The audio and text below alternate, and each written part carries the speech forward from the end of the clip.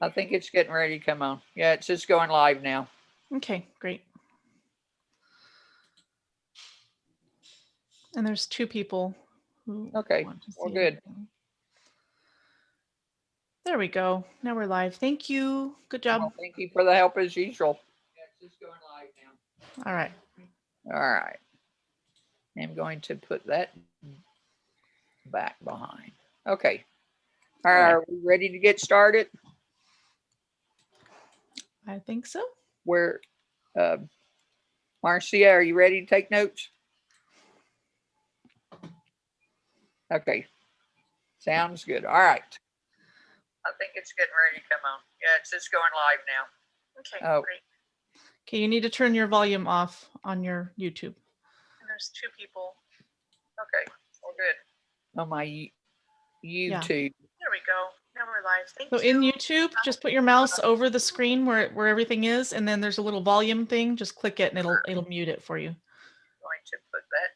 Okay, in YouTube, the volume is off. Okay. Are we ready to get started? I think someone's watching it. If anyone's watching the YouTube, please mute it. Marcia, are you ready to take notes? Okay. Sounds good. All right. I think it's getting ready to come on. Yeah, it's just going live now. Kim, mute yourself real quick. Okay. You need to turn your volume off on your YouTube. There's 2 people. Yeah. Okay. Well, good. Okay, it's not yours. Oh, there we go. Now we're live. So in YouTube, just put your mouse over the screen where everything is, and then there's a little volume thing. Just click it, and it'll mute it for you. It is muted. No, mute yourself on Zoom. Okay. Ready to get started? I think someone's watching it. If anyone's watching the YouTube, please mute it. Marcia, are you ready to take notes?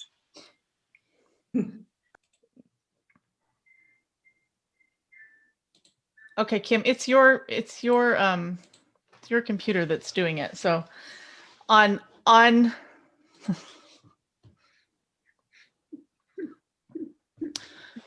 in YouTube, when you're watching it on the YouTube channel, actually just don't watch it. Just turn it off. That'll be better. I'm watching it and I'll monitor it. Okay. Okay. You can turn your sound back on.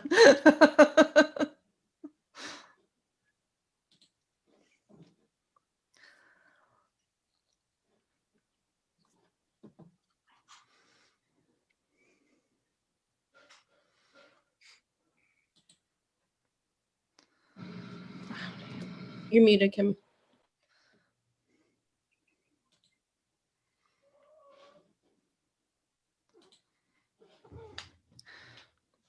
Olaf, I need you to get down. Get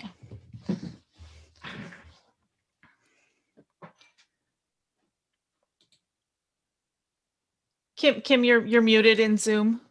Can you unmute her, Stacy? I can't because I'm not the host anymore.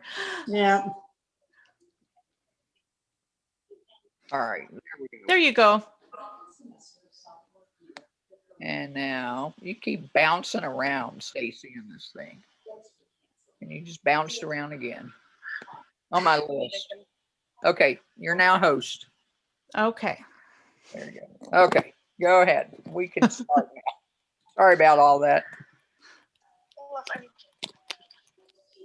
Okay. Do you want me to tell me when you want me to do the thing, and I will. Okay. Well, let's see. Kim, you're muted in Zoom. Can you unmute her? No, Kim, will you turn off YouTube? Just shut that window, please. I'm not muted. All right. There you go. But just like exit out of the YouTube tab. Entirely. Yeah. Kim, just I have on my list. Close the window that has YouTube up. Okay. Yeah, I think I know what to do. Okay, go ahead. We can start now. Sorry about all that. Okay, let's go. Where is it? Okay. Do you want me to? When you want me to do the thing, and I will. Okay. Well, let's see. Kim, you're muted in Zoom. will you turn off YouTube? Just I've got out of YouTube. Kim, you're here.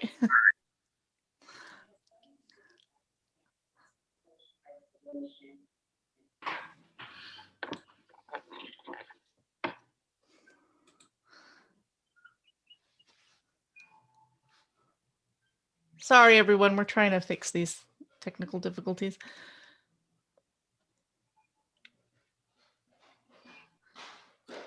Kim, I'm sorry. You're muted again. There you go. When I clicked YouTube Live, it brought it up on Safari, and I had not gotten out of Safari part. Oh, okay. Okay, that's cool. All right. Okay. Good now. And then you were hearing me on the YouTube video, thinking I was on here, but I'm not. Yeah. Okay. Darcy's used to this. Look at that. She's got it all the way through. All right. Technical difficulties happen to the best of us. Oh yeah. That's why I need to let Stacy do that part. So anyway, all right. So it's about 6:40, and so we're starting now. So thank you everyone for being here. Going to be exciting to hear about the Texas Legislature from Darcy with the Texas Democratic Party. And so I'm going to turn it over to Marilyn to introduce Darcy. All I have is that she's a policy and advocacy strategist of the Texas Democratic Party. That's great. That is definitely a title. Yeah, I can totally, I have like a slide introducing myself, so that's totally okay. If y'all want, I can start sharing my screen. Great. Alrighty. So let me present. And are y'all seeing a presentation that says March legislative update? Yes. Great. All right. So thank you all so much for inviting me. I'm very excited to be here. Comal County is super great. We actually, and I'll talk about this in a second, but I was the voter assistance hotline director this past cycle. And one of the best groups of folks who ever helped us out was the ladies of Comal County, who they are a group of women who've self-organized themselves, had never met in person before, and volunteered on the hotline. They were Spanish speakers, all of them. And so that was a very needed thing for me. So yeah, I have a very little soft spot in my heart for Comal County because of those women.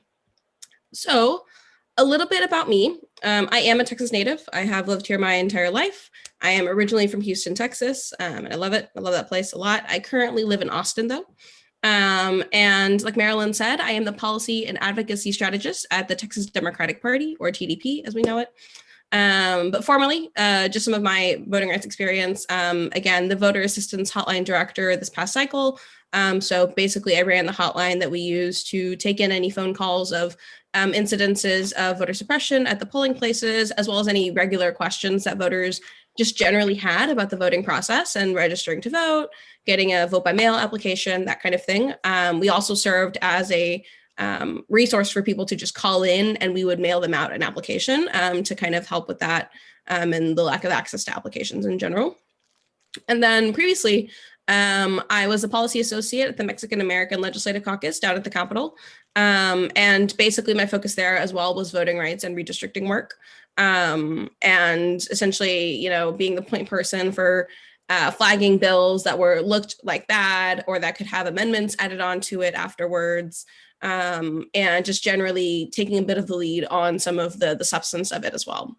And then my first real political job was a volunteer coordinator / voter registration guru at the Travis County Democratic Party. And so big fan of local work, and ran 2 voter registration programs in the entire city of Austin in 15 and 16, and to register those voters. So all of this to say, I am a huge policy nerd, and I'm very passionate about elections and voting rights. This has been a huge passion of mine since I was definitely in like high school. And so very excited to be able to do this kind of work, and then also to bring it to groups like y'all's and help kind of disseminate this message and let y'all know what's going on. Yeah. So for the legislature, we are currently on day 58 of 140. We have 140 days, an entire legislative session. The 60-day bill filing deadline is coming up this Friday, which means that is the last day that members are able to submit any new bills to file them. So if they're still in the drafts, that doesn't count. They still have to like officially file the bill itself by March 12th, or I guess like by the end of the day on March 12th. And then what this also means is that beyond the bill filing deadline, that is when bills are able to be heard and voted on the floor. So currently bills are being referred to committee, but that even if they hear them, they take testimony on them, they still can't do anything on them because voting it out of committee does nothing for now until the bill filing deadline passes. And then the next part is sine die. So that's the absolute last day of our regular session, May 31st. We are anticipating, of course, at least one special session, if not several. And then the governor's deadline to sign or veto bills that are passed during this session is June 20th. So about a month after the legislative session is over. Any questions on this? Cool. All right, so our role as a Texas Democratic Party here in the legislative session is that our primary focus and our expertise is really in elections legislation and party affairs / administration. We do, of course, support progressive bills, and we do, of course, do as much as we can to help our allies and uplift their messages. But any of the real like legwork that we'd be doing is going to be primarily on elections legislation, just because, again, that is our forte. There's other folks who are paid, like not a lot of money is not the right way to put that, but who are paid to do this and be experts in their areas. And so we'd much prefer to defer to them, as well as there's just not enough time or capacity or bandwidth to be able to handle all of the bills that are going through the legislature. So we definitely coordinate a lot and lean on our allies in the movement to be sure that we're up to date as to what's going on and aren't missing anything. But again, we kind of take the lead on election stuff. The other part of our role is to meet with Democratic members on the Elections Committee and the State Affairs Committee, which I'll go into in the next slide. And we discuss good ideas with them and bad bills. That also means that we submit bills to them that we think would be good. We work very closely with their chiefs of staff to have them submit those bills on our behalf. And we help, workshop them. We give them suggestions on how to fix things, potential amendments, that kind of thing. That kind of goes into the providing talking points part. So we provide talking points, questions, explainers. We're currently working with a couple of different offices to create an explainer video for some of their mainstay legislation. So for example, the George Floyd Act, which Representative Sanfroni and Thompson's office is either has filed or will be filing. And we want to create a video, an explainer video detailing, the elements of the bill, why people should support it, and also how it's different from a different criminal justice / social justice bill that will be coming up later in the cycle. And so the other part of that, kind of tying into it, is we amplify members' bills through our social media. So we will clip sometimes the hearings that they have and the moments that they have and good things. So for example, in the energy hearing, sorry, I've got something in my throat. In the energy hearing, we were able to clip some of the moments during the hearing that were very poignant or very impactful. And we circulate that on our social media so that other folks can also see the good work that Democrats are doing and asking the hard questions and that kind of thing. And then lastly, we engage our activists with our efforts. And so we try to make sure that y'all are as informed as possible as to what's going on and how you can plug in, right? So what kinds of actions that you can take and that kind of thing. I'll plug our newsletter at the very end with a link to sign up, but our newsletter is our primary method of disseminating that kind of information and the stuff you should know for the week. So keep a lookout for that at the very end so that you can sign up for it. Any questions here? Great. All right, so on to the committees. So this is the House Elections Committee. They focus, as the name entails, exclusively on elections. And we have 4 Democrats on the committee. One of them is our vice chair, Representative Jessica Gonzalez. And then we have Representative Michelle Beckley, Representative John Busey, and Representative Art Fierro. I believe Representative Busey and Fierro, and I think Gonzalez were all on the committee last cycle. If not, I think it might have just been Busey and Fierro. And then Representative Beckley is a new member. The four of them are coordinating very well, and we work with their offices again to disseminate these talking points and that kind of thing as the committees keep meeting. And then the other part is the Senate State Affairs Committee. They have a slightly broader scope as to what they look at, but they also oversee elections bills. That is one of the things that is in their purview. Unfortunately, on this one, we only have 3 out of 9 Democrats. They obviously try to stack those cards against us. But we do have Senator Eddie Lucio, Senator Beverly Powell, and Senator Judith Saffarini. Senator Beverly Powell is a new addition to this committee as well. Any questions on the committee members or anything like that? Okay, so to some of the juice, here are some of the bills that we've been watching. So for example, in non-elections bills, the George Floyd Act is going to be a really big one. We know there's going to be a huge push for that one. And that's going to be curbing the rights, curbing the powers that police have over, the methods of force that they can use and that kind of stuff. That's going to be HB 88. And then there's other priorities that we've got: Medicaid expansion, rural broadband access, and then fighting back against restrictions on reproductive rights.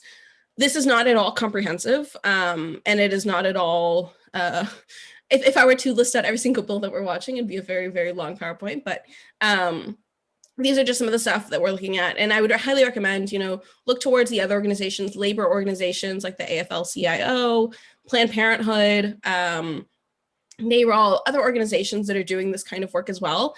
And we will be promoting their stuff, but they will be the ones who are the source of it, right? They're our source of truth. And so we definitely look towards them and follow their lead when it comes to these kinds of things, because it's very easy and it's very, common for Democratic parties to try to kind of step in and take over and kind of steamroll organizations who have been very exclusively working on these kinds of issues for a very long time. And so we'd rather just take a step back and let them do their thing, let them take the lead on stuff, especially because they're usually nonpartisan organizations. So they get received a little bit better than we would if we were, full-throatedly pushing some sort of legislation. So that's non-elections. And then on elections bills, not our top 3 priorities, that's not the right way to say it, but 3 of the big ones are going to be statewide vote by mail tracker, which we saw during the last cycle was beloved by the people in counties who had them. So Harris County, Travis County, Tarrant County, Williamson County, a couple of different ones. I think it was about 5 or 6 counties that had a tracker on their county websites.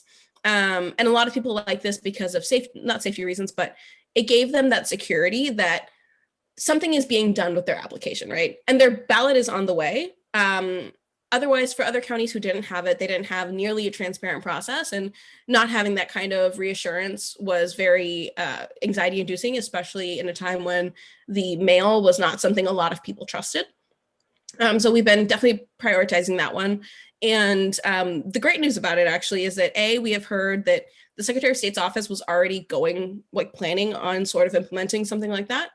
So they're on our side. There's a Republican who's actually filing the bill. We have our own bill, of course, with I think Representative John Busey filed it, but Representative Tom Oliverson has his own bill, which Glenn Maxey, one of my colleagues, has a very good relationship with him, a very good working relationship with him. And so we'll definitely be able to influence a little bit some of the language that's in there and ensure that it's not going to, that it really is just going to help. It's not going to have any sort of poison pill or anything in there that will either ruin the legislation or, just make it harder for people to vote when it really shouldn't be. The second one is online voter registration. That is another one that we've sort of been hearing, which we're very surprised about, to be totally honest, that the Republicans are sort of supporting. I think in particular because of COVID, but the other part too is that at one point, the Texas Department of Public Safety, or DPS as we know it, they, for as long as we knew, which was up until August of 2020, they had not really been processing applications online as they should have been, right? Instead, what they were doing is that if a voter checked that they wanted to register to vote, as they were requesting or applying for a driver's license, they would just get sent to a website with a blank form that they could print out and mail. And that's not at all compliant with the motor voter / NVRA law. Instead, it was supposed to explicitly register them when they checked that box. That was not something the state of Texas was doing. There were 2 lawsuits that led to this ultimate decision that finally actually really implemented a way for voters to register to vote online if they had a change. So if you were changing your address on your driver's license, or if you were renewing your driver's license, you have the ability to change your registration and newly register through the DPS website.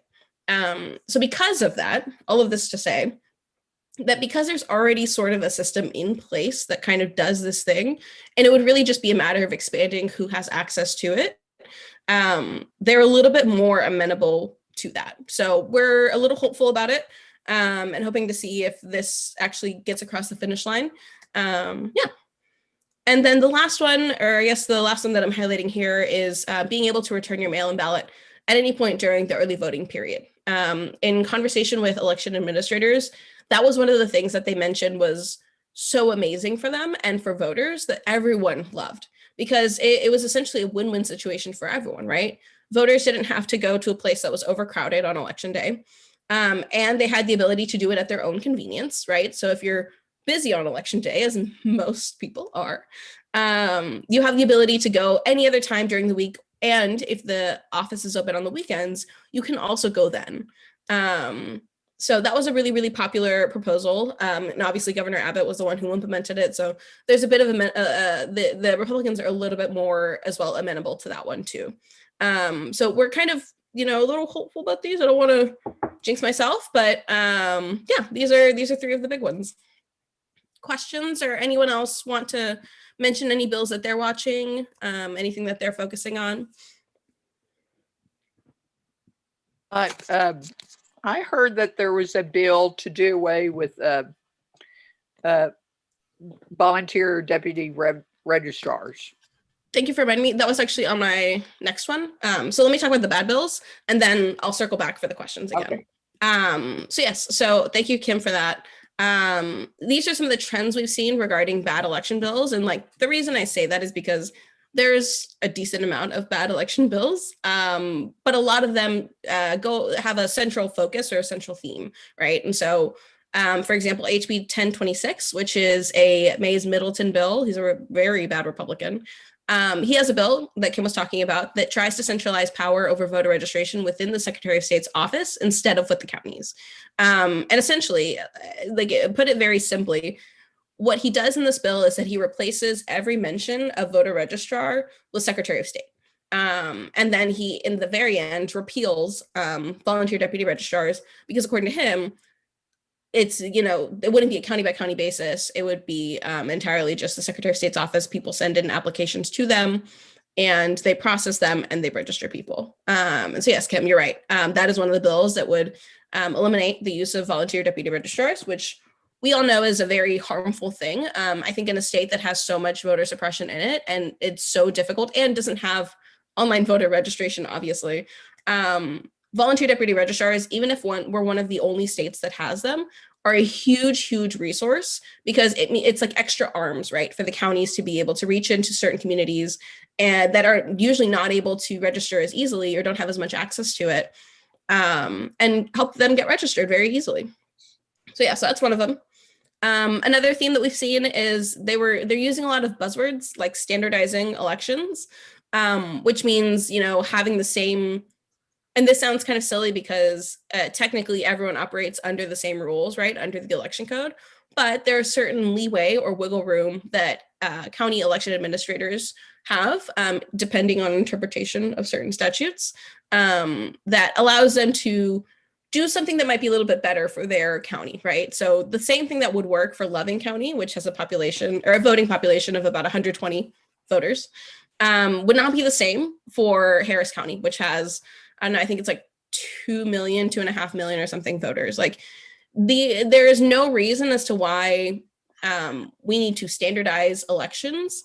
Instead, there needs to be better things like better training for election workers, better recruitment of election workers. There's a lot of different things that we can do that would help fix those kinds of things that they allege to be wanting to fix without, making everyone play by rules that would not be beneficial to them at all. The other one is increasing steps needed to register to vote. So needing to submit some sort of proof of citizenship in order to register to vote, which is absurd, especially for voters who are newly naturalized citizens. Sometimes there are different standards placed on different kinds of voters, and having a certain group of voters have to prove their citizenship and the other don't. That's just wrong and unconstitutional, right? And then lastly, the last one we've seen is making it more difficult to access the voting booth. So a big one is limiting voting hours. And we actually just saw a slate of Betancourt bills. He's the senator, and he's the former tax assessor collector from Harris County. So you can definitely tell he has a bone to pick with them. Essentially limiting the fact that Harris County had 24-hour voting, which made it more accessible to frontline workers, people who just work odd hours, right? And may not be able to get out during the day. So these are kind of some of the trends that we've seen, but is there anything else, any good or bad bills that folks have been seeing crop up? Or anything they want to talk about amongst these two slides? It looks like a good selection of what you've done. Thanks. These are, again, not comprehensive, but definitely. And some of the bad election bills, mm-hmm. we had an incident in Comal County in which voter registration forms were sent from the Secretary of State office to the Comal County Democratic Party office. Yeah. And so like filled out applications? Yes. Oh, okay. Gotcha. We don't know why they were sent from the Secretary of State office to the Comal County Democratic Party. That is very strange. Thank goodness we discovered them before the voter registration deadline. But the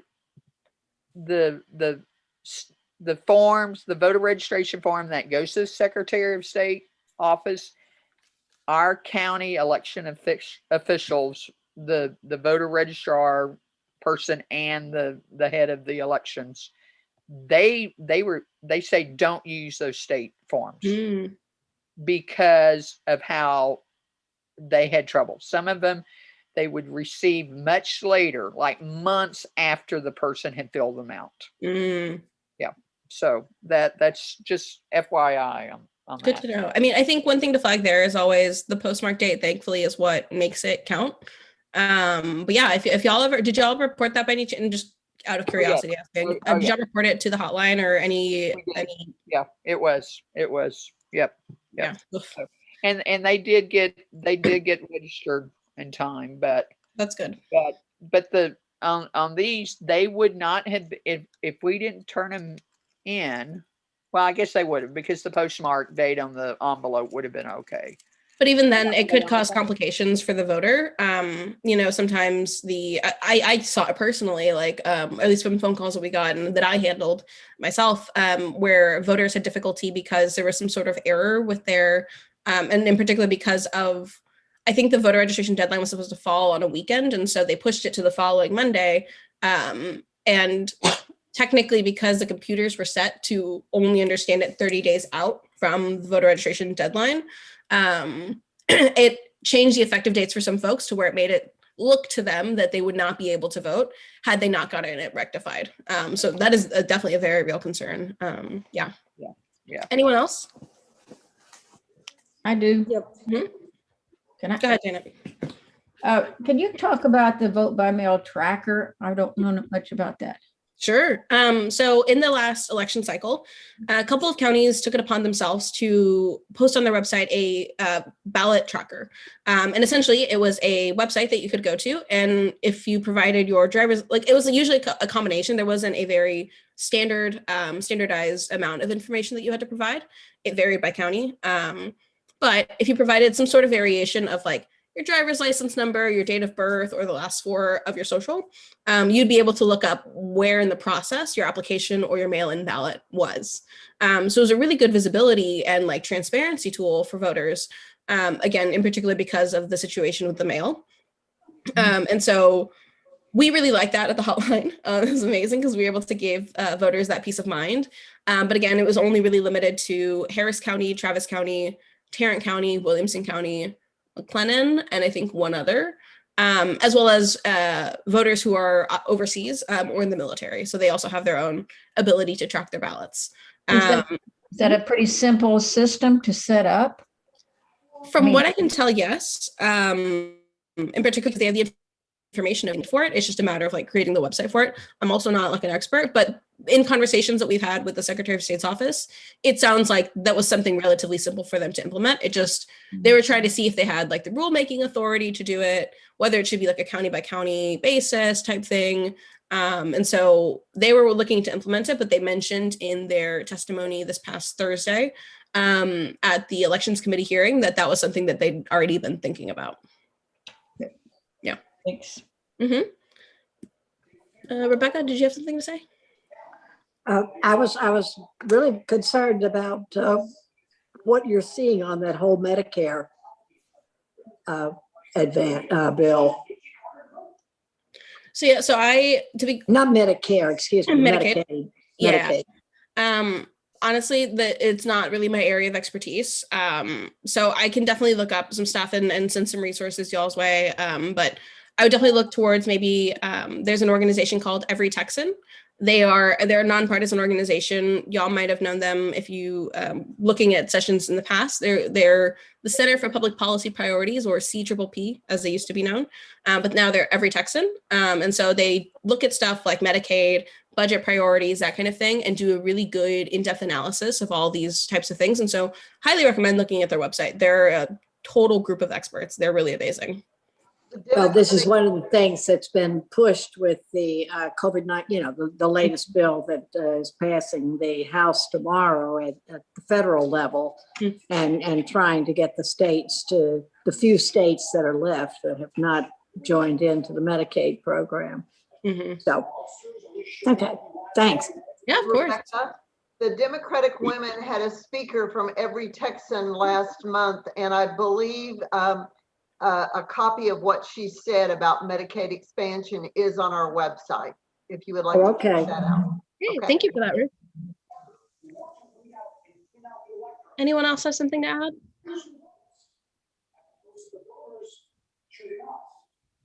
All right. Yeah, so did someone say something? Yeah, so these are just the bills that we're watching. Some updates on the COVID situation down at the Capitol. What we essentially saw happen was that there's just been delays over and over and over. The Senate will gavel in, like for example, today. They gavelled in, I think, at like 2 p.m. So they started session, and they gavelled out 40 minutes later, right? There's not really any movement on a lot of stuff right now, definitely because we're before the bill filing deadline on Friday. But also just in general because they have been adjourning until like the following week or something like that, right? To kind of obviously keep everyone sort of distanced, able to just go and work on their stuff in their offices. But essentially what this has led to is that it's less likely that legislation will be considered and passed, essentially. It has basically tightened a little bit that little pinhole through which we are able to pass legislation to very, very small, just because there's such limited time now. Basically from Friday on, we have 80 days left in the session, and that does include weekends. By that, I mean, weekends are included in that count, but they do not work on the weekends usually. So this meant that committee assignments were delayed in the House. The Senate did them pretty quickly, but we didn't get committee assignments, I think, until the end of February-ish. There's fewer committee hearings in both chambers. They are meeting weekly. We had heard that they were going to meet maybe every 2 weeks, but they are meeting weekly. But because we are not, like literally this past Thursday was the House Elections Committee's first meeting. So we're starting a lot later in the game than we normally would have, which means, again, fewer opportunities to move legislation through the process. And then the other added effect of that is that it basically, like, if the bill that is trying to be passed is not either one of the top priorities or not controversial, then it most likely will not be passed. It's just such a limited opportunity. And so, and the last part is that, again, bills have begun being referred and heard in committee. And, you know, these, a lot of the time they will submit maybe 100 per day, refer those to each committee. And there are thousands of bills filed. So again, smaller opportunity for bills to be passed. This is kind of a double-edged sword, right? Of like, you know, it does mean that some of our priorities might not get passed, but to be honest, they probably weren't going to get passed anyway. And then the other side of that is that it does mean that sometimes they might really be prioritizing their really bad stuff. And so again, we are ever vigilant, and truthfully, like our goal, we consider a success if voting rights are not rolled back, right? You know, in the state that we are, in the state of things, and in the elections environment, especially with the very specific focus on election integrity that the governor has placed, yeah, it's rough out there. But we're going to do what we can and try to engage folks as much as possible and get things on the record so that we can, you know, sue them afterwards, and have something to back it up. Any questions on COVID stuff? Very good. And then finally to redistricting. So we have restarted redistricting hearings again. They're all virtual. And so they are not taking in-person testimony. The next couple coming up that they've announced is going to be Austin, El Paso, and then the entire state. If you want to testify, you can again do so virtually, but you have to register 24 hours before the hearing. And you can do that at this link right here, txdem.co/testify. That's just a quick link that'll take you directly to their website to register for the hearing. And essentially, they just want to hear about, you know, communities of interest, right? So if they're in your area, if there is, you know, a big segment of like a Latinx population, right? That's a community of interest. Those are the kinds of things that we want to keep together and not dilute that kind of voting power. So this is the chance for voters to be able to go and present, you know, why a specific area should be, you know, held together, or why it's not working the way that it's currently broken out. The other part of this is that the data, again, has been postponed. Last we had heard they were going to do it. They were going to send out the data by, I think, March 30th, so end of this month. That is not true anymore. We look at the apportionment data, aka finding out how many people or how many congressional members we're going to have post redistricting. And then we're going to find that out on April 30th, theoretically. And then the full census data, so the actual breakdown of how many people live in each county, in each district, et cetera, will not be due until September 30th. What this means is that it just makes things kind of murky right now for the redistricting process and the 2022 primary. So because the fact that we are not going to get actual census data until the end of September, which is 2 months before the candidate filing deadline, and then maybe about a good 6 months before the actual normal, what the primary date should have been. There have already been bills filed to delay the primary. This happened last redistricting also, not for the same reason, obviously, but yeah, so it's not the first time we've seen this, but it is going to be delaying things a little bit. This also means that we are in an unprecedented time where it's uncertain who will be doing the redistricting, quite honestly, because in normal situations, there is an actual process of like, if they don't get it done within the regular session, it'll go to the LRB, the Legislative Redistricting Board, which is all Republicans, unfortunately. And then if it isn't in time for that, they only have, I believe, 60 days to do that. And if they are not able to do it within those 60 days, which they literally will not be able to, then it goes to the courts. If they're not able to do it, then, and so this is, again, it is a totally new thing for everyone that's going on. And so we're definitely doing our best to kind of, to really get those details and that information to best inform our process. Any questions here? Yeah, it's rough out there. Yeah. Cool. All right. So the last thing, like I said, plug in my newsletter here. I very much love writing it. I love writing emails. So please sign up for our weekly newsletter. This is just a little Google form that will just take your contact information, So we can add you to our email list. And essentially it's just a quick little newsletter that has updates on committees, bills coming up, national voting rights news, and ways you can plug in, as well as like links to how you can sign up for each bill, to, you know, submit public comments and that kind of thing. So yeah, so please feel free to sign up for our email. We're actually going to send that out tomorrow morning. So if you send in your information, we can definitely add you for this week's edition of it. And I see a comment in the chat. Just want to make sure I see everything. Darcy, what day do you send out the weekly newsletter? Tuesdays or Wednesdays, depending on kind of how the week looks. But yeah, Tuesdays or Wednesdays usually. Okay, because we're going to be sending out like a bulletin every Wednesday for call to action type stuff. Oh, that's amazing. Yeah, please obviously feel free to link our email in there. Okay. Yeah. Sounds good. Awesome. All right. Well, that's all I've got. Is there any other questions or anything, any like things I might not have mentioned that folks want to talk about or discuss?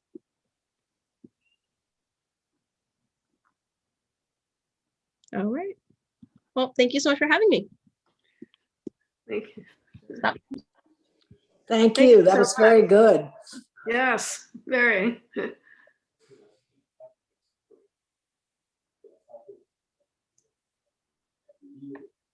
You have to unmute. Okay, Kim, unmute. Can you just hear my voice and unmute me? Now, good. Yeah, it's amazing. But actually, I'm glad that some things have been slowing down. I think that's going to work in our benefit in some things. So anyway, I hope so. Well, just to not see so many voter registration type bills too. That's encouraging for a change in Texas. Yeah, there is a tide turning, but it's very easy for the tide to turn the other way also too. So oh yeah, we're working to correct that. They still have until the 12th, don't they? Yeah. But I've always heard that the later a bill is filed, the harder it is to get that passed. Definitely. I think it just depends really on the speaker's priorities, quite honestly, because they're the ones who assign bills to certain committees. And so, you know, if it's a bill that's filed tomorrow, say for example, it's bill 2041, and normally it would be very low on the list, he can have the choice to just bring it back up and have it be heard like tomorrow. So yeah. Well, I'm sure you're aware of who our local state rep is, Biederman. So how's this Texas bill coming? I don't think he's pulled it down out of shame, unfortunately, which he really should have. Quite honestly, the idea that like a Texit is any good idea these days is like, A, it was already ridiculous. B, it's like super ridiculous now. So I don't think that man has no shame, quite honestly. So yeah, I don't know that it has any real potential. I don't even think the speaker agrees with it. So not too concerned about it. He does like to just make a show sometimes. So yeah, well, he definitely likes to do that. Yeah, definitely does. But anyway, that's good to know. So any other questions for Darcy? I have a question. Okay, go ahead. Concerning Snowmageddon, do you see any bills coming up, any action that actually will happen as a result of this? So yes, I do know that there was a slate of bills filed, I think yesterday or a day ago or 2 days ago, or sorry, like last week. And it's interesting you call it Snowmageddon. One of my favorite moments from the energy hearing was how Representative Todd Hunter, who represents Corpus Christi, kept calling it Snow Cane, which just did not seem right. But that was an aside. Essentially, they have filed several priority bills. So I think that they will definitely get passed. The content of them may vary depending, like it probably will not look exactly as it is filed now once it's voted out, especially because there's provisions in it which knowing Texas, they might actually end up keeping it, provisions in it that would prohibit, I think, businesses or buildings from allowing natural gas to be used as a energy source for the building. And so it's like they still are chipping in some of their own, pork or their own like spending, like their own kind of things right in there that hopefully will get amended out or something like that. But there's a series of bills, I think it's about 3 or 4 of them, that are intended to do some sort of reforms on the ERCOT and energy stuff. Do you think there's any chance of us not being in ERCOT, but joining the rest of the nation in the energy grid? This is just my personal opinion. But no. It's from the framing that I've seen. It seems like they are trying to keep the frame on reform and, fixing things rather than, throwing away the system, which we should, and join the cooperative, like the national cooperatives. So I do not foresee that happening, to be quite honest. It seems like they've been very intentional about keeping that framing of the language to be working within the current system.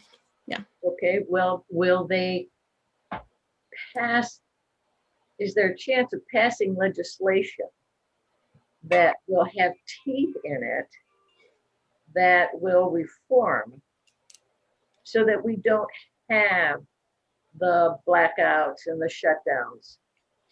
I mean, that I don't know as much. Again, just because these are newly filed bills, so we haven't had a chance to really glance over them yet. But I know that there are some that are already filed that are requiring the PUC members and the ERCOT members to all live in Texas, right? And so there are some provisions that aim to do that. But again, I am not read on the bill, so I don't want to speak entirely for them. Well, frankly, I don't care where anybody lives. I just want heat, electricity, and water. And see, that's kind of, I think that really touches really well on like they keep wanting to work within the system that they have because they are too invested and care too much about oil and those in like natural gas industries and stuff to work outside of it. Instead, want to bring these kinds of reforms that seemingly change things. But I don't know that, I mean, I can see why someone who is in Texas and would have experienced it would care more about it. But that doesn't actually do anything, kind of how you mentioned, to substantially fix things and keep the lights on. So, yeah. Ted Cruz did live in Texas. So that kind of shows that point. Great question, though, Judith. Thank you. Anyone else?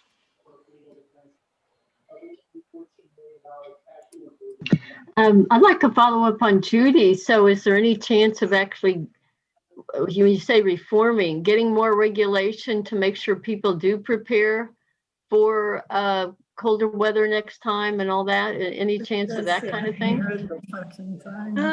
So I think that one's a little bit more complicated, especially because I think the failure that happened this time around was that technically they did inform, like the PUC did inform the governor that this was happening. Like everyone knew ahead of time that it was happening. They just did a horrible job of communicating. Like, for example, ERCOT, even I think like literally hours leading into people and their electricity being shut off entirely, was tweeting things out from their official Twitter account saying things like, make sure to conserve power this week, or we're going to hit a big freeze, unplug those appliances you got for Christmas that you never used, right? Like doing these kinds of individualistic solutions as to how we can all contribute and cooperate, when really what they should have been doing is for weeks in advance, letting everyone know this is going to be a massive, horrible thing that's going to happen. We are already foreseeing that it's going to be one of the biggest events that we've ever had. And so you should definitely prepare by having enough water, make sure, things might go out and you want to be prepared for that, right? And so I think it's more so about improving that communication with people and making sure that that information is able to seep into the, I guess, like the ether before, or I guess like in people's minds before it actually happens. So I don't know about being able to legislate folks, what's it called? Their preparedness and that kind of thing.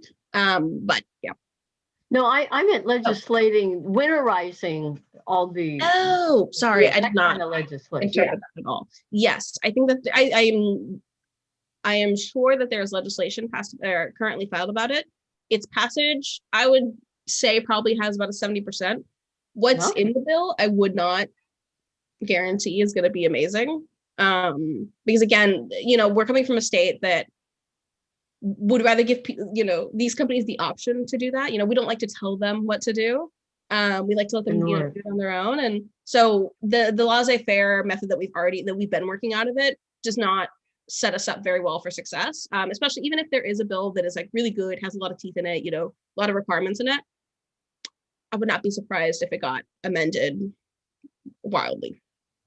Yeah. So again, it's really just and this is again me just giving some speculation, some personal opinions, kind of, but from kind of what I've gathered, that's the understanding that I have. Well, I would say that these people who put out action alerts, the different groups, that would be one that a lot of people might respond to. It's like, yes, be prepared next time. And if they really can put teeth and make sure they do mandate winterizing these and being more prepared. That's something a lot of people might respond to. And if we can actually get something like that done. Yeah. A lot of that doesn't matter if they haven't winterized the natural gas pumping stations, the windmills, all of that operate in other stations. We passed legislation 10 years ago and it was not enforced. What are we going to do to get legislation that is enforceable and then enforced? I think some of me shutting down my appliances doesn't help the grid that much. Right. I think this is not my area of expertise. I think some of the environmental groups are definitely working on ensuring that the bills have some teeth. I think the other pitfall we might see, quite honestly, is, still relying, but just like with, shaking a fist, of like, you guys really need to do it this time, like that kind of thing. I would not be surprised if bills got kind of reduced down to that as well. So again, it really is the way that I see it. The state government definitely sees, and like leadership sees, how this is very, at least optically bad, right? Optically bad that half the state at least was without power for a good 2 to 3 days. The other hand that they're trying to balance is the interest, right? The interest that donates so much money to them. And they're really the ones who are helping out their campaigns. So I think that they're really going to try to walk that fine balance, which is not necessary. We don't know what the outcome of this is going to be totally honest. And it's just it's a matter of what kinds of amendments get added to or remove things in some of the bills. Yeah.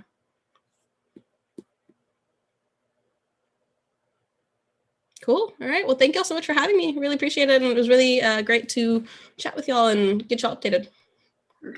Thank you.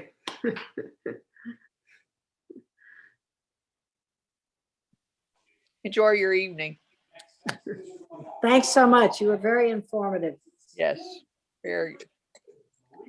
All right, we're going to move on to our business meeting.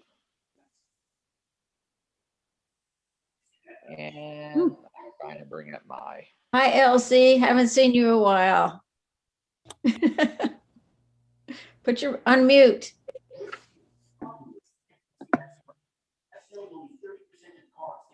There you are. There you go. I am. Yeah. Good. You guys okay? We're doing fine. Oh, good. Okay. I was wondering about you. We've had our first shots. That's good. Okay. Oh my God. Very good. Did you have any reaction? No. Good. Good. So when's your second shot schedule? About 10 days. Okay. Very good. Very good. Yeah, the second one was harder for me. I've heard that. Yeah. Did you get it at the Civic Center, your first one? No, I got it at CVS. Okay. Was it Moderna or Pfizer? Okay. The Pfizer one, I've heard people don't have as much a reaction to that one. Really? Yeah. I thought it was the other way around. Yeah. I didn't have any reactions to Pfizer at all. Yeah. No headache, no fever. I've heard more reactions to Pfizer. Well, You've heard more? Yeah. I have arthritis, so I don't know whether it's caused by the vaccine or if it's just my arthritis. So Yeah. People have told me in Oklahoma that have had Pfizer that it totally wipes them out for a whole day afterward. They can't get out of bed. yeah, I've heard that too. Did nothing to me. I felt fine. Yeah. I had nothing from Moderna, so, and I've had both. You've had both? Yeah, 2 shots. Oh, you've had both. both shots. Not, Oh my goodness, man, you're really loaded up with vaccine. and the really creepy thing, Kim, was when I got my second or my first vaccination, I had told my daughter in Oklahoma I was going to have a vaccine, but I sent her a text that I said, I've been shot. I did, but then the second sentence said I didn't feel a thing, and she was at a conference and she freaked out. Hey, Neil, I can see. thanks for being here tonight too. You're a fairly new member for us, aren't you, Neil Harris? Yep. Yes, I'm fairly new. I started off working at the office like last fall, like during the height of Yeah. We met you then. Mhm. So glad you're with us. Yes, very Thank glad. Very glad. Okay, let's see. Angie, can you give us a membership report? Yes, we had 3 visitors with us tonight, but they've all left. So if anyone knows Toby Tate or Oh yeah, I do. Okay. That's Susan Tate's sister I thought so. from Okay. MLK. Mhm. Yes. She And, lives at the Landmark over here. Okay. Well, if you run into her, see her, please ask her to join again and to Okay, will do. join as a member. And then also Ann Gail Smith, I know she's a DWCC member. So if anyone sees her, same thing. And then also there was an Alexander Sullivan that joined us for a short period of time. So I don't know if anyone knew who that was or not. No. Yeah. Good. Yeah, so that's good. They stayed in for Darcy's portion, so that's great. And yes, Neil, it's great to have you back. And Elsie and Don, it's great to see you guys, and others. It's good to see your faces, and I'm glad to hear that everyone's getting their vaccines. My mom got hers first one today, so I guess it's starting to happen. We had 11 renewals this past month and 1 new member. That new member was Janie McDaniel. I don't know if anyone knows her or not. And then, so that brings us to 62 members, including our 2 honorary members, the Fords, and then we have 24 key members. So we're doing pretty good so far for inching up on the first quarter.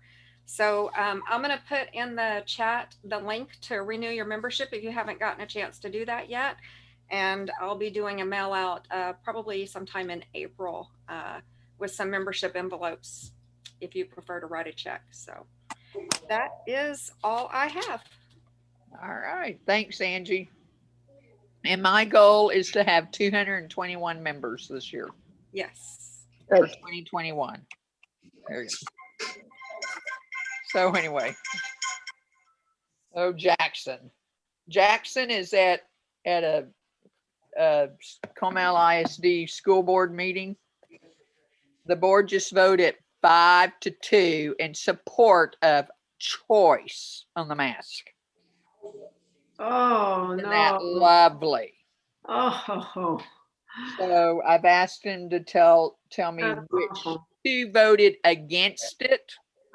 I can imagine the 5 that voted for it already without knowing. So just by guessing. So anyway.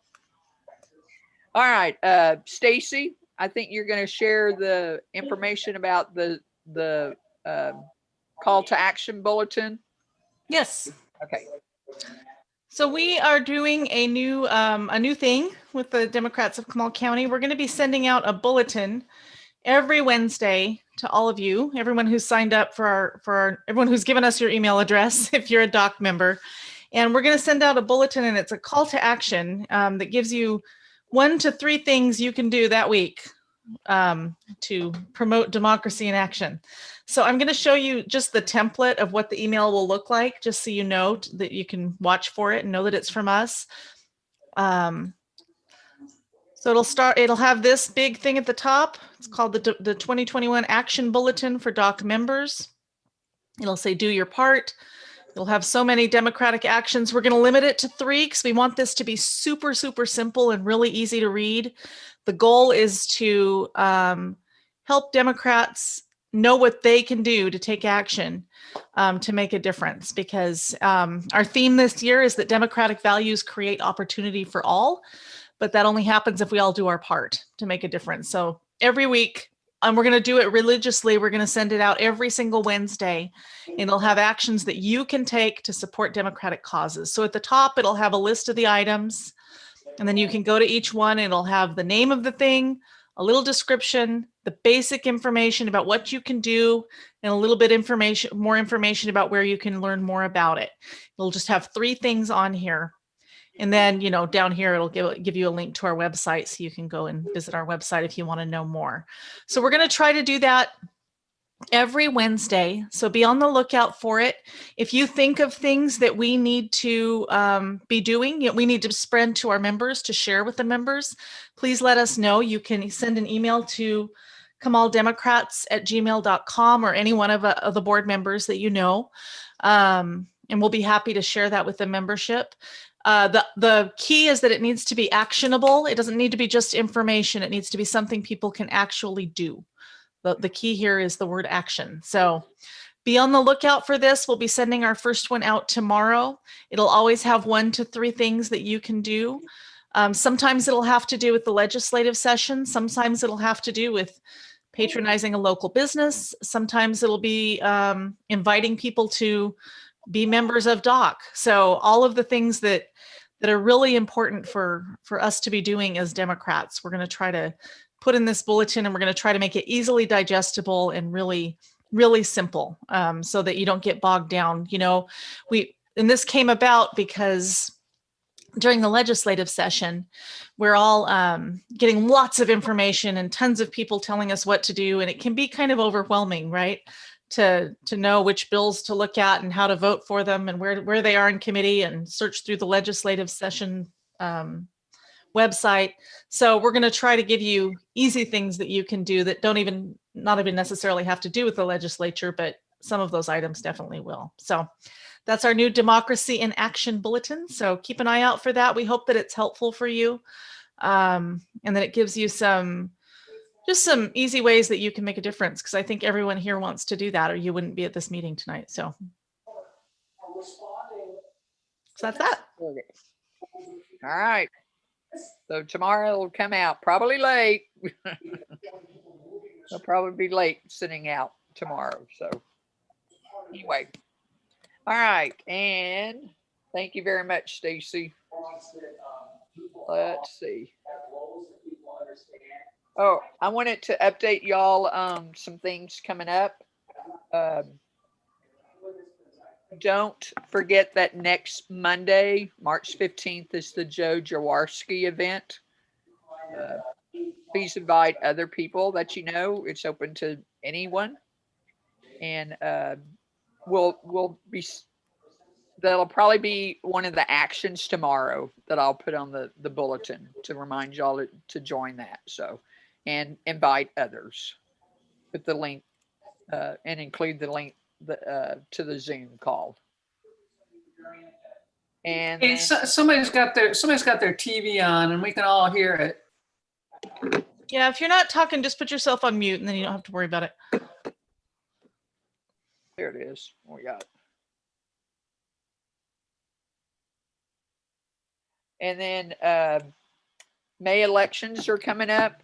There are, I don't know how many of y'all know, but there are 2 Trump trainers running for city council.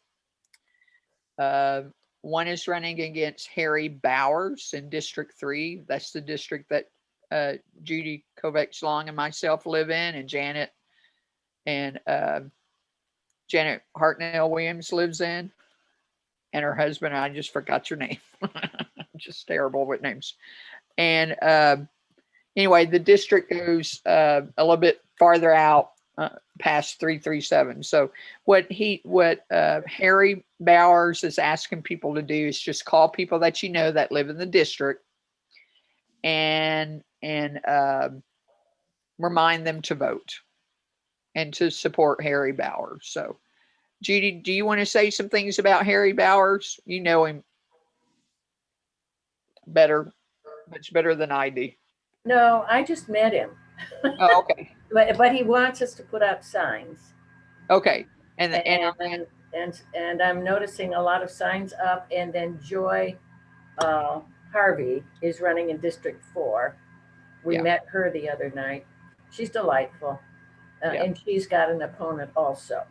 Yes. So we have to work quietly behind the scenes. We can't identify as Democrats. They get a little grumpy with that. But, you know, just get out there and talk it up, because we've got to keep these Trumpers off. So one thing I thought that we could do now, and we would talk to the candidates directly, not, you know, just in a private conversation, to make sure that they would say this is helpful to their campaigns. Joy Harvey and then Harry Bowers is phone banking, and that can be just calling people in your area, your neighborhood. Say, get out, you know, be sure to go vote for these two, for one of these two people.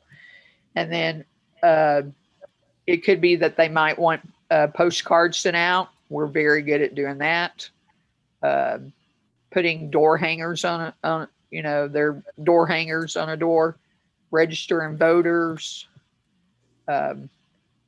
Those are ideas that we have, but it still comes down to, you know, what the candidate would like us to do. So, Hey, Kim, are there any Trumpers running against the school board in yes, school board elections?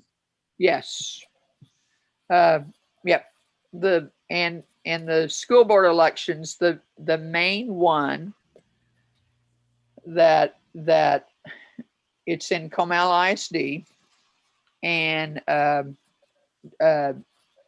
gosh, what's David Drustada, who has been on the Comal ISD for many years, over a decade. I have turned this thing off. Why does it keep coming on? It has an opponent, Courtney Biasotti, I believe is her last name. I say it better if I see her name. And she's a PTA, very involved with PTA for many years in Comal. But Drustada sent out a letter to the Canyon High School Athletic Club that included the China virus wording in there. He does not see that to be a problem. And with tonight, with the Comal ISD school board board voting 5-2 to allow choice of a mask, I'm sure Drustada was one who voted for that. One that voted against it, Hennessy, is in District 1. There are 3 good candidates in District 1, Comal ISD District 1, which is on the east side of I-35, kind of bounded by 46, and that, you know, it goes into Guadalupe County as well. So Brittany Soto is one of our own. She's either 19 or 20, depending on when her birthday is. And I know why she's running. She's running because at a school board meeting that she wanted to speak to after Drustada had the letter come out, she was not allowed to speak, even though she was the second person to turn in the card that you provide to the secretary saying that you want to speak. They limited to supposedly 10 speakers, so 30 minutes worth. Actually, on the tape, there's 9 speakers. And she thought probably she would have been the next speaker. That particular night, 2 other students were there.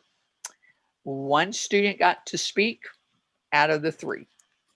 The one student who got to speak goes to Smithson Valley High School. And the 2 from Canyon were not allowed to speak. So I just find that to be very inappropriate. You know, when 3 students are there, allowed all of them, and actually anybody who wanted to speak. So, so in Comal ISD, I would say the District 2 race is the one to really watch with Courtney running against David Gristata.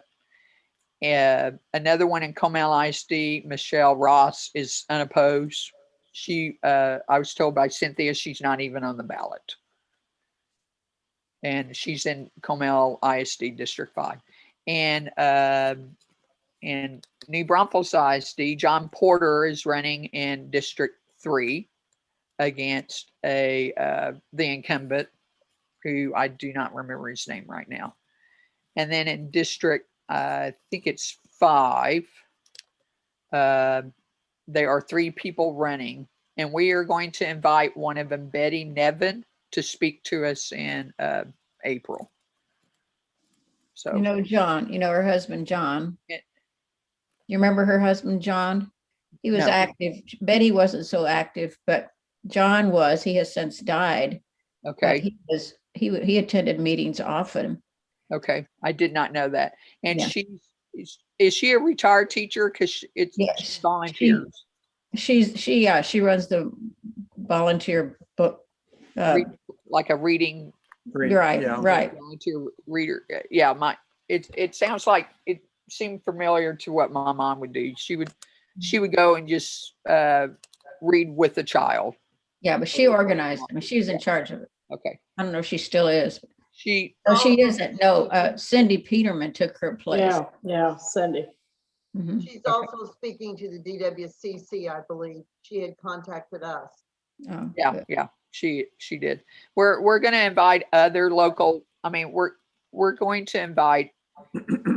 I would say invite all of the candidates. I know they won't all show up, but at least give them the opportunity to speak to us in April. So Now, John Porter is running against Eric Berquist, and he's a long time New Braunfels person. I taught school with his mother. okay, So I don't know too much now with John. I haven't heard too much from him yet, so I need to contact him to say, you know, how can we help? How can we help? So, yeah. So I just need to talk with John more on that. So, Madam President, this is Don Hildebrand. Yes, Don. May I ask a question? Sure. Are the Republicans trying to publicize the public school boards? Or is there any movement to do that? Because it's supposed to be non-political. Right. Just like city council races are. You know, before the Trump years, you know, I working in Comal ISD, I knew most of the board members were Republicans, but I never had harsh feelings for them like I get with people now. You know, like the two candidates running for city council that are members of the Trump train. There's one that he was in DC in January. And you know, that's just going too far. And then what they did to Colette. I would really like to know how they found out Colette was going to be nominated, appointed to the New Braunfels Housing Authority. I don't think they just happened to read the agenda. I don't. But they're not talking that they're Republicans. They're just saying conservative, aren't they? Yeah. So well, but when they talk at the city council meetings, it's right. code. We need to have people like us. Right. You serve us, Mhm. God-fearing. Those are the types of words. I mean, it's like the one he's running against, Harry Bowers, has a threatening YouTube video about having to take down his sign at the Comal County Republican office. And he's threatening, in my opinion, he threatens another city council member. He says that, that city council member forced him to take down that sign. In the video, and Tony is the one who pointed this out to me. He has a knife in his hand and he waves it around, and that's what he uses to cut down the sign. And I just find that very disturbing. So with the local elections, we do need to work on it. So one of the things in the bulletin tomorrow would be to please let me know if you're interested in helping, so that when we do have volunteers opportunities, that we can, I know to contact you then. So, but it will need to stay all underground type stuff. So anyway, so any more questions about local elections? Thank you. Yeah, sure. Anyone out? Okay. All right. I hate to get down in the dumps with it. So, and I think we're getting to there it is. Okay. Did y'all read the minutes from the last that I sent out and the MailChimp yesterday? I'll put them up right now, Kim, so people can see them if they want to. Thank you.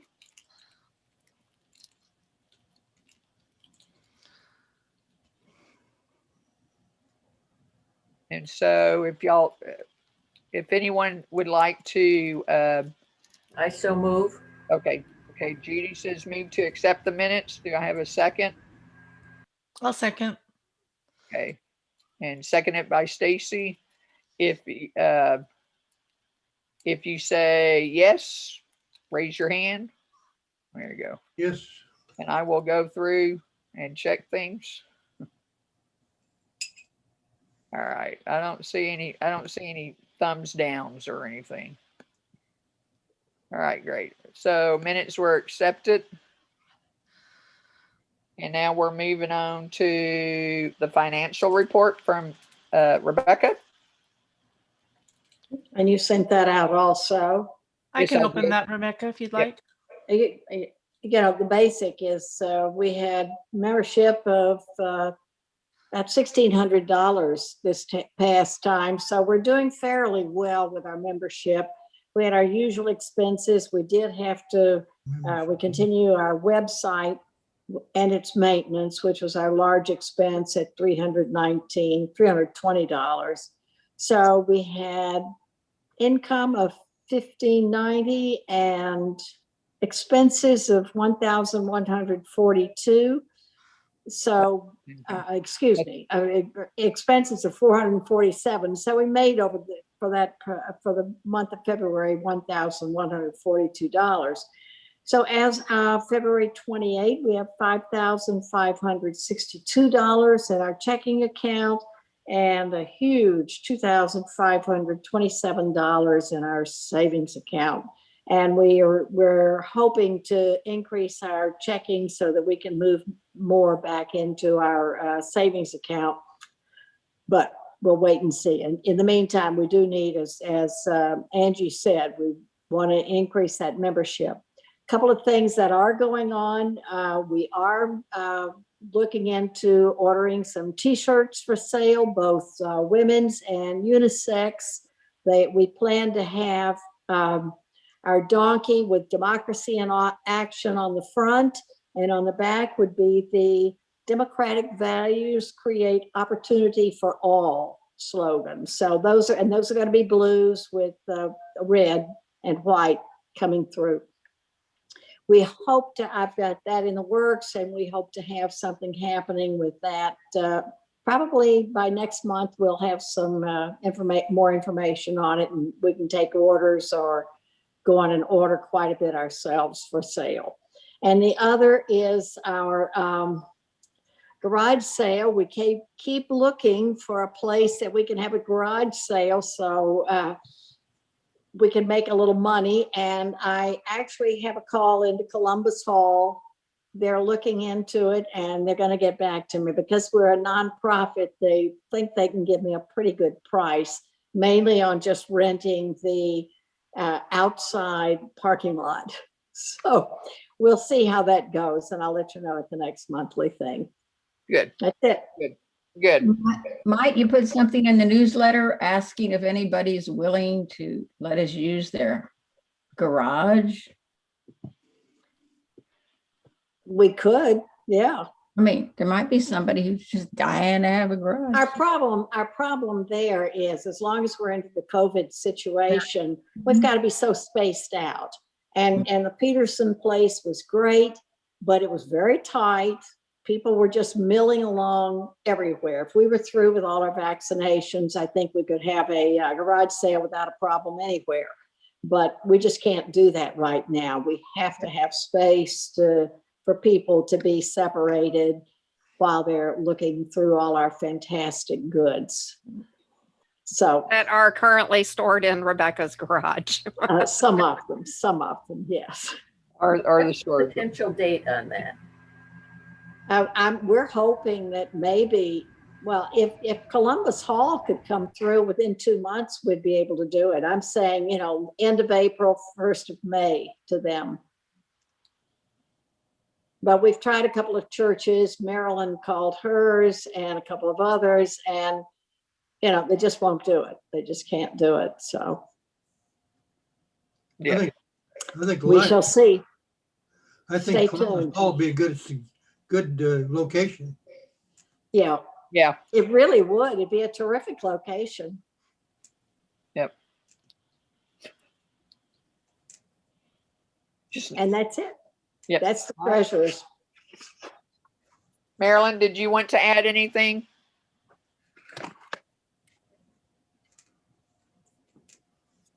That we looked into the Stars and Stripes, and that's too expensive. Things are kind of slow right now. Let's just say I was shocked at the price of Stars and Stars. Yeah. I was shocked with it. Well, they only have 3 theaters, and they would lose out an entire evening of business, so they have to make up for it. Yeah. And now we've lost the Apollo, not the Apollo, the Alamo Draft House. Now, hopefully another creator group will come in, and maybe with the new group coming in, maybe we can get a nice deal there, to help build their business. And the other thing we're hoping is that maybe if we get really fully vaccinated, we can have maybe a spaghetti dinner by, the end of July. So keep your fingers crossed that maybe we can do that. Yeah. Give us an opportunity to see everybody live again. Rebecca's spaghetti, that's for sure. Yes, me too. I'm hopeful that if the vaccines do come through, that hopefully this fall we can have another event at Currents closer to late fall. Absolutely. And so. Rogers, did you have something to say? I remembered your name now. See? No, I was going to say maybe some people would want to donate their stimulus check as a fundraiser. As a fundraiser and increase our. You know what?